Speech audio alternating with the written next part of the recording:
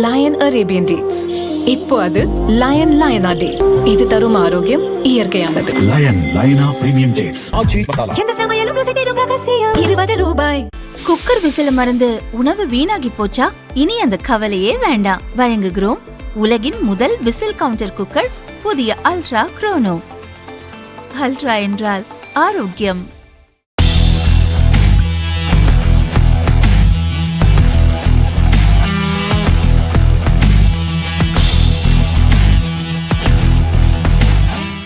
நம் நாட்டின் ஆயத்த ஆடை மற்றும் ஜவுளி ஏற்றுமதியில் அமெரிக்கா முக்கிய இடத்தில் உள்ளது. 2025-26 இந்தியாவில் இருந்து 7.68 லட்சம் கோடி ரூபாய்க்கும் அதிகமாக ஏற்றுமதி செய்யப்பட்டுள்ளது. குறிப்பாக ஆயத்த ஆடை ஏற்றுமதி மட்டும் 42,478 கோடி ரூபாய்க்கு நடந்துள்ளது.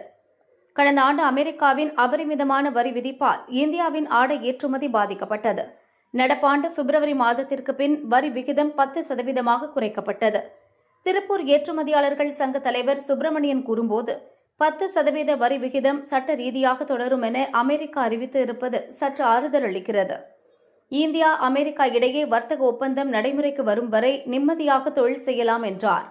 5 ஆண்டுகளுக்கு முன் 352 லட்சம் பேல்களாக இருந்த பருத்தி உற்பத்தி தற்பொழுது 291 பேல்களாக குறைந்தது. சாகுபடி பரப்பு 132 லட்சம் ஹெக்டேரில் இருந்து 114 லட்சம் ஹெக்டேராக குறைந்ததே முக்கிய காரணமாக கூறப்படுகிறது. பருத்தி உற்பத்தியை அதிகரிக்க மத்திய ஜவுளி அமைச்சகம் 5,659 கோடி ரூபாய் ஒதுக்கியுள்ளது. பருத்தி இறக்குமதிக்கான 11% வரியையும் ரத்து செய்துள்ளது.